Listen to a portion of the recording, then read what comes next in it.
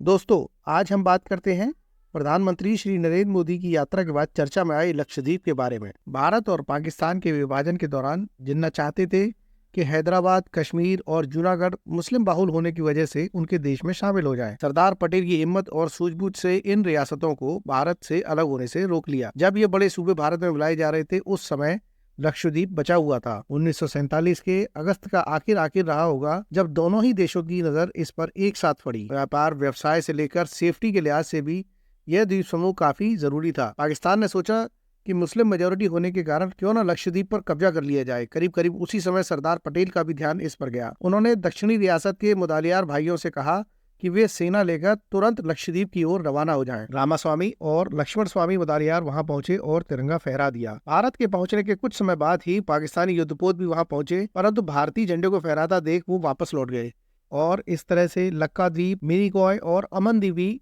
द्वीप समूह भारत से जुड़ गया। भारत का झंडा फहराने के बाद साल 1956 में इसे यूनियन टेरिटरी का दर्जा मिला। भाषा के आधार पर पहले इसे मद्रास रेजिडेंसी ऑफ इंडिया के साथ जोड़ा गया था, क्योंकि द्वीप पर ज्यादातर लोग दक्षिणी भाषाएं ही बोलते थे। साल 1971 में इन आइलैंड्स का सम्मिलित नाम पड़ा लक्षद्वीप। फिलहाल यहाँ की लगभग 95% आबादी मुस्लिम है। 36 छोटे बड़े द्वीपों का यह समूह देश की सुरक्षा के लिहाज से भी काफी अहम है। भारतीय सुरक्षा think tank United service institution of India के अनुसार जैसे अंडमान और निकोबार द्वीप प्रशांत से हिंद महासागर में एंट्री और एग्जिट पॉइंट है, उतना ही अहम रोल लक्षद्वीप का भी है। ये अरब सागर में वेंटेज पॉइंट की तरह काम करते हैं, मतलब यहाँ से दूर दूर तक के जहाजों पर नजर रखी जा सकती है। चीन के बढ़ते समुद्री दबदबे के बीच भारत लक्षद्वीप में एक मजबूत बेस तैयार कर रहा है, ताकि समुद्र से हो रही एक्टिविटी पर नजर रखी जा सके। लक्षद्वीप भले ही भारत का हिस्सा है, लेकिन वहां जाने के लिए भारतीयों को अभी भी परमिट की जरूरत पड़ती है। लक्षद्वीप टूरिज्म की वेबसाइट के अनुसार ऐसा वहां मौजूद आदिवासियों की सुरक्षा और उनके कल्चर को बनाए रखने की दृष्टि से किया जा रहा है। Union territory administration of Lakshadweep में साफ है कि सिर्फ सेना के जवान, उनके परिवार और सरकारी अधिकारियों को इस परेड में छूट मिलती है।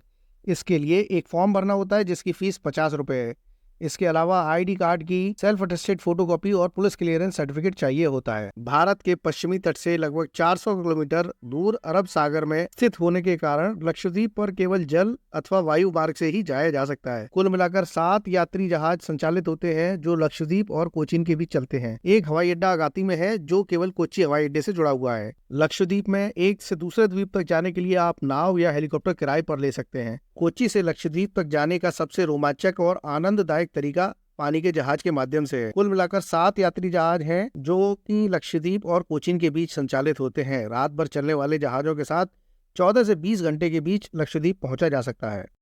मलयालम और संस्कृत में लक्षद्वीप का शाब्दिक अर्थ 1000 द्वीप होता है।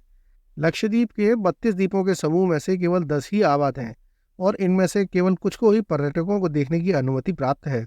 बसे हुए द्वीपों में अगत्ती, कल्पनी, कदमत, किलातन, चेतलाट, अमिनी, बिटूरा, आंद्रोथ, मिनिकॉय और यहाँ की राजधानी कावारत्ती शामिल हैं। अपने साफ नीले पानी और सरल जीवन शैली के लिए प्रसिद्ध भारत का यह सबसे छोटा केंद्र शासित प्रदेश दुनिया के विभिन्न हिस्सों से पर्यटकों को अपनी ओर आकर्षित करने में हमेशा सफल रहता है।